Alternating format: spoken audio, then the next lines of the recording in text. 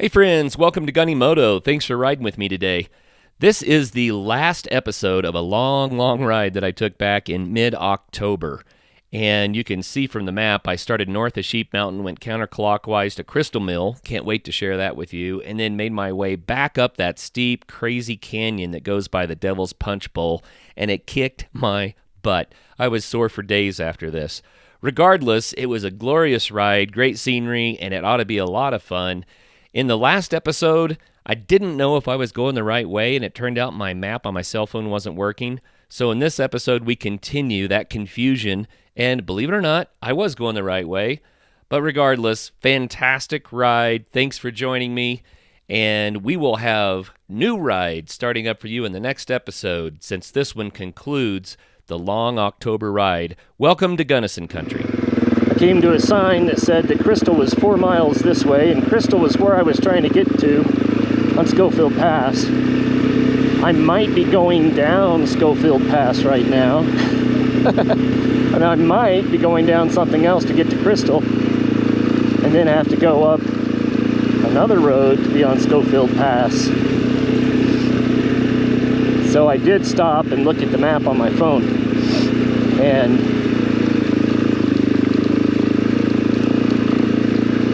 the map system that I use is called Cal Topo. I thought it was pretty good because you can store Forest Service maps and all that kind of stuff in it. Then your GPS will show you where you are. So I did. I downloaded all the maps for this entire area, and it wouldn't display. I think that it has something to do with the amount of free memory on my phone or something, but the maps wouldn't display. I could see where I was, but without a map. I'm not really a fan of electronic maps, which means I should have brought some Forest Service maps with me.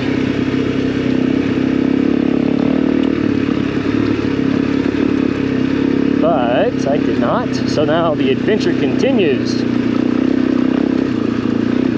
We've gone 27 miles since I got gas at Crested Butte.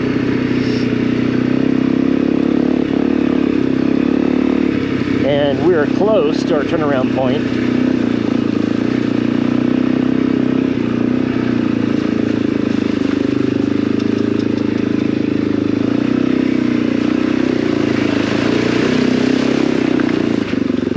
You just never know what you're going to hit in places like that. So I like to get a little speed up so that if I do hit something, it doesn't stop me in my tracks. But not so much speed that it'll throw me off the bike. Momentum is good. There's somebody. Maybe I can talk to him.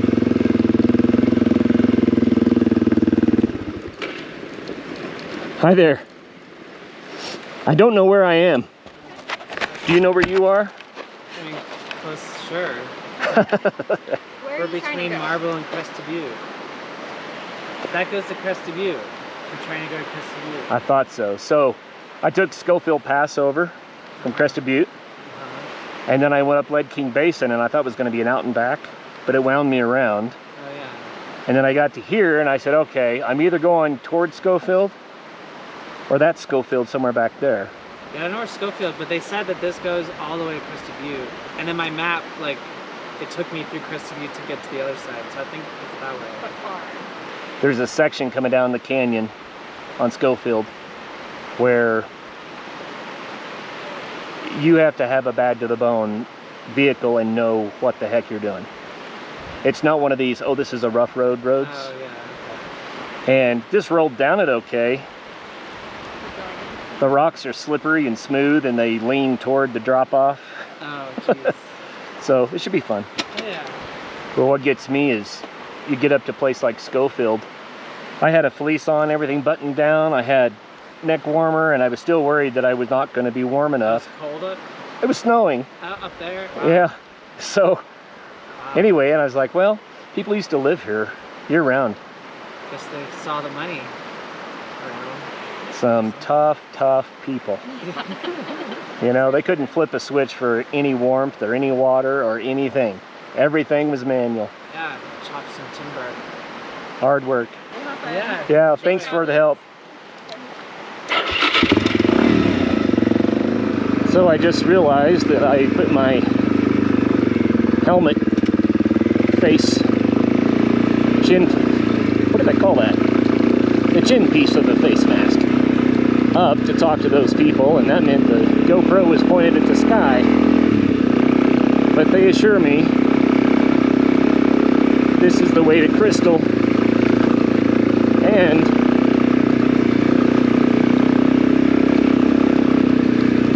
that people said that this road went all the way to Crested Butte, where I bet you that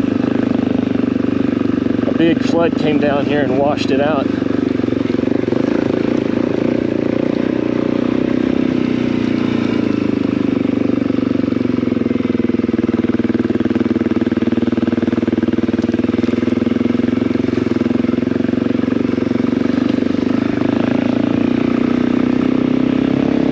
So, on these narrow roads, the law is that uphill has the right of way.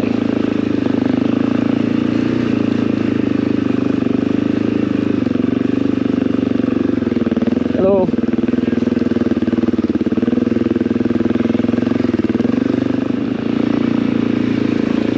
Boy, we're in the forest now. I've been some bottomlands. Won't mind getting out of the mud.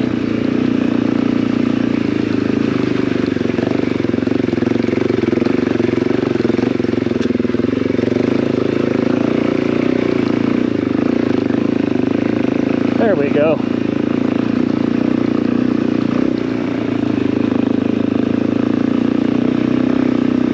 Most people, the vast majority of people, are good folks. They want the same thing everyone else does. They want love. They want enough. They want the opportunity to be happy and to live a good life, to be with good people they care about. There it is.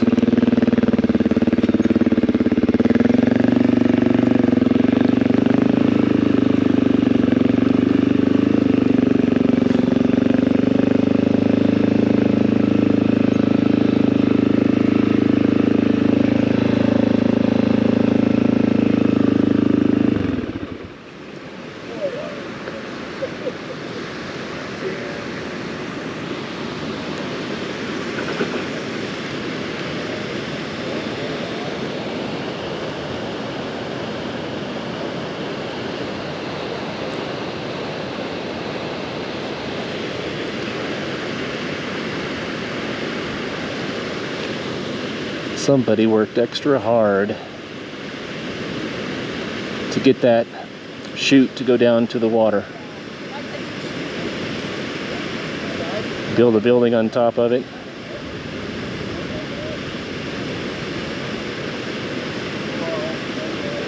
Really don't know what that's about, but it must have been important for someone to work that hard on it. So if you've seen photos of Colorado or postcards, it's hard to look at too many before you see this. And it's often in this very setting. Aspen, showing their golden colors, snow on the peak behind, clouds and a blue sky.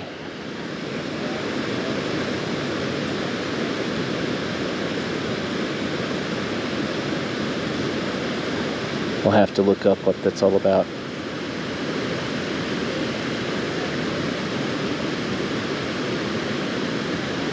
This is not really an easy place to get to. From the Carbondale Aspen side, it's not so bad. You saw the people walking because their cars didn't have enough clearance, but if you have any sort of a high-profile vehicle, you can drive all the way in here.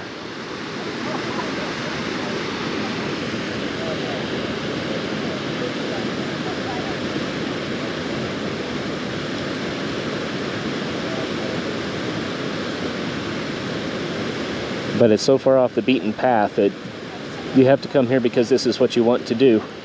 It's not on the way to anything, except for paradise.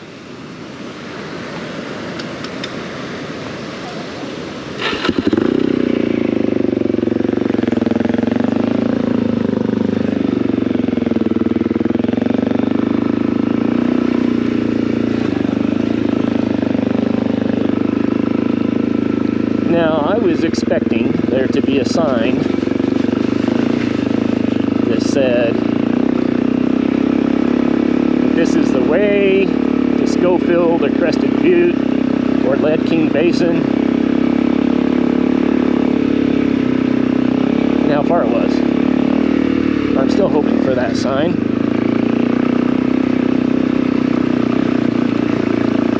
Sign says, please slow. What? How could you go fast on this? I guess I could. So this is a little community of crystal.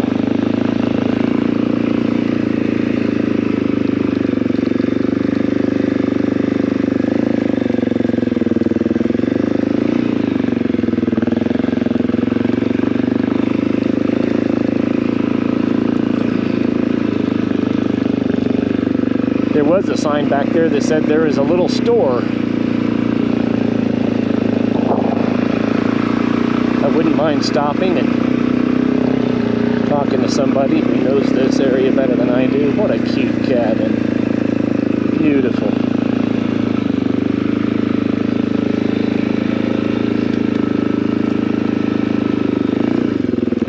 Could I ask? Sorry. No worries. Is this the way to Lead King Basin and Schofield to Crested Butte? Yeah, Schofield Pass is going to be straight, and then the basin's the switch back up to the left. Okay, great. Thank you. You're welcome.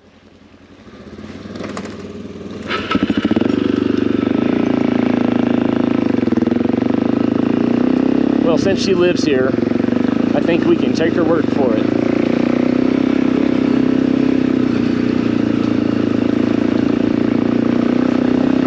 All right, so I'm going to turn off the camera, turn it back on again when we get to some of those techie spots. See what kind of excitement we run into there. But I know that this valley is going to be a lot more of the same that you've seen. We made the loop. Now we're headed back in to the techie section.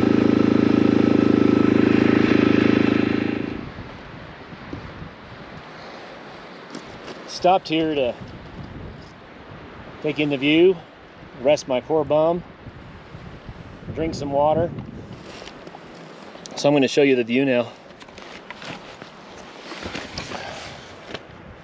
Rocks the size of houses tumbled into this valley, and a crystal stream or crystal river going through it. Of course, you can see the snowscape up there. That mountain right there is what we went around. We went up the valley and all the way around the thing, then back up again the other side.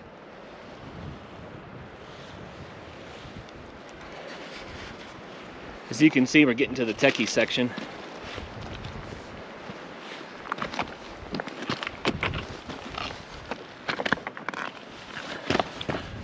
I'm not as worried about these little rocks. It's the big ones on up the way.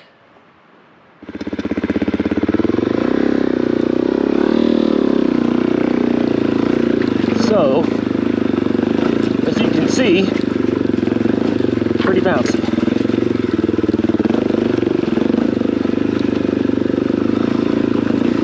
But this is the easy part.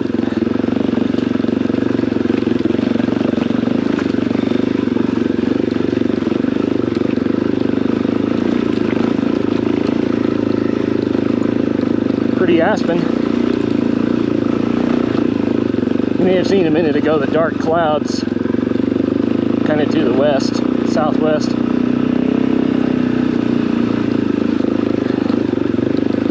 At this point it is what it is, but that's the risk of Colorado in the fall. A squall could blow over Schofield and bury it in 3 inches of greasy snow. about 45 minutes. It does happen. So the guys in the four-seater Polaris said that this area up here is called the Devil's Punchbowl. I've heard of Devil's Punchbowl, but I didn't know that's where I was.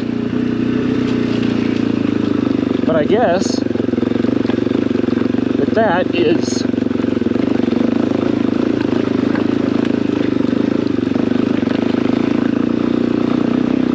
what this is. Sounds like I should do a little bit more research into these rides.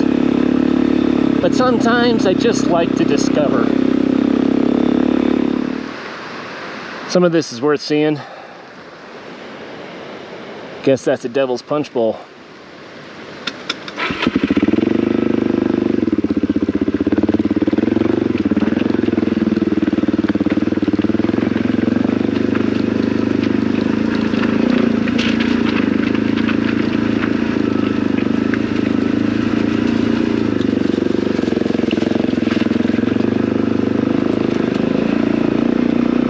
Don't mind using the left side of the road. We know no one's coming. Give me a little margin if I decided to bounce a funny direction.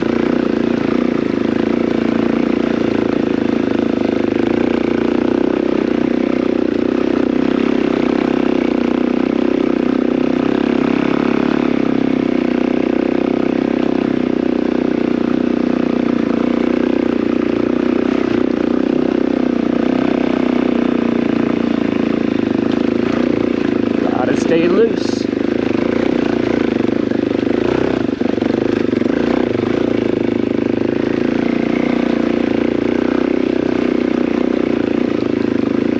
Loose and happy and positive, and that is where you don't want to go.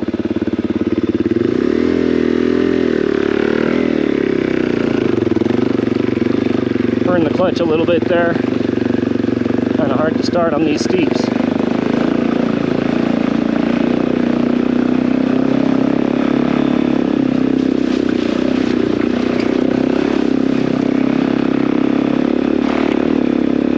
What a neat canyon.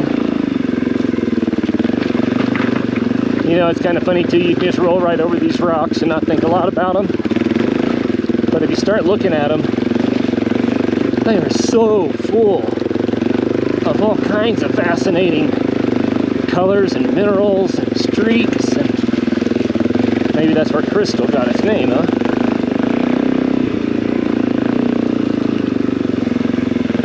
Now there's something we didn't take time to look at on the way.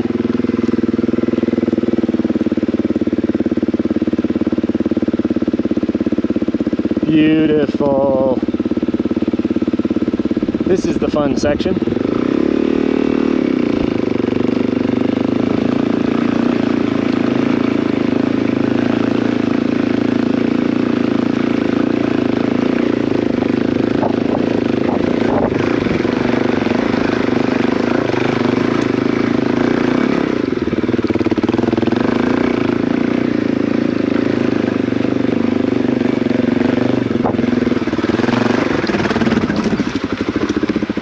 This was the part that I was thinking might be the biggest challenge.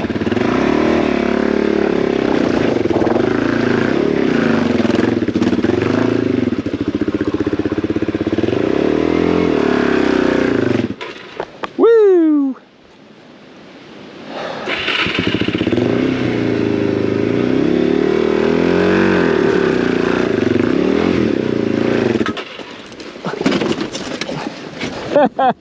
Laid her down. Nowhere for my foot. It's too high in the air.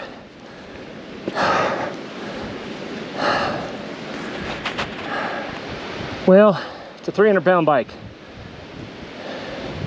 Glad it's not more. And I'm walking it if I can. Whee! Because starting on this is going to be hard enough.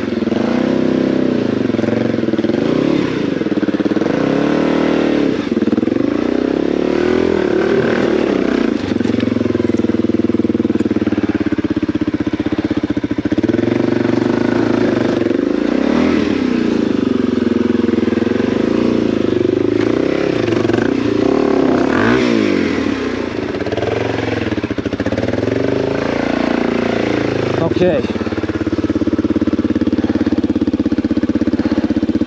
That's the worst of it.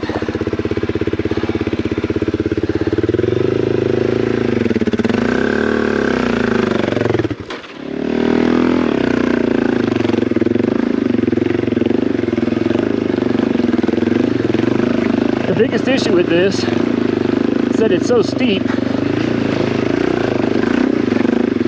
Front end wants to come off the ground. Whee!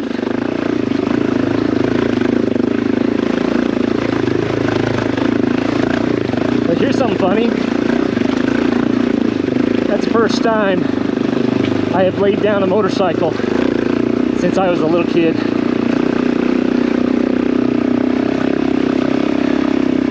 But if you're going to ride this kind of stuff, it's bound to happen eventually. I stopped moving forward to gather my bearings, and when I tried to put my foot down, there's nothing there. So, nothing I could do but just let her go over.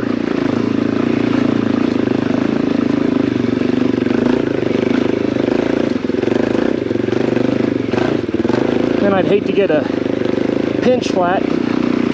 Some of these uphill edges are sure sharp.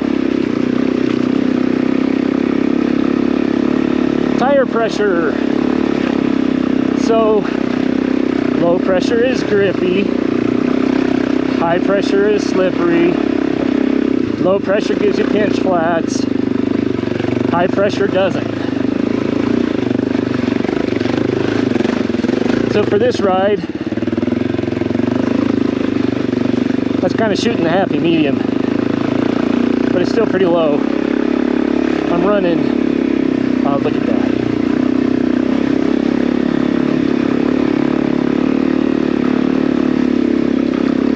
I'm running about 12 and a half in the back, 14 in the front. You might think that that's a little high for the front if you're a dirt biker. And you might be right, because I'm not sure that I have managed to kind of zero this one in yet. Slippery rocks.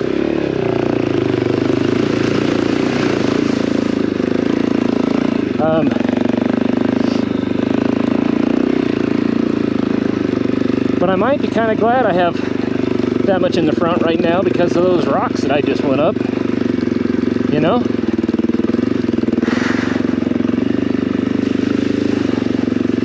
But when I get on the asphalt, then that's it's not enough. The tires don't perform well on the asphalt that way and wear them out faster too.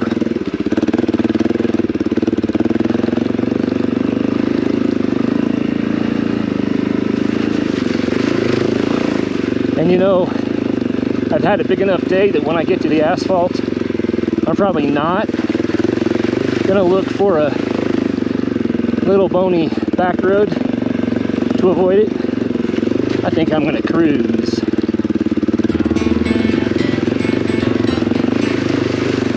Hey friends, thanks for watching and riding along with me today. Hey, my battery ran out, and so I wasn't able to show you the rest of the ride, but that's okay because it was just the same as the beginning of the ride, only in the opposite direction. Go back to episode 3 and watch through episode 9 if you would like to see the whole ride. It was a beautiful sample of what Gunnison Country is all about. And I wanted to take you over Paradise Divide and show you that up by Cinnamon Mountain. However, it started snowing and I was out of battery, so I just turned and hightailed it back to home through Crested Butte, back to Gunnison. In all told, it was about 120 miles of rough forest roads, so I really kicked my butt. I was sore for days. And there will be new rides starting up in the next episode. Different kind of country. This time I stuck more to the high alpine desert end of Gunnison County because of snow. And it'll be fun to see that too. So I look forward to seeing you there. And thanks again for watching Gunny Moto.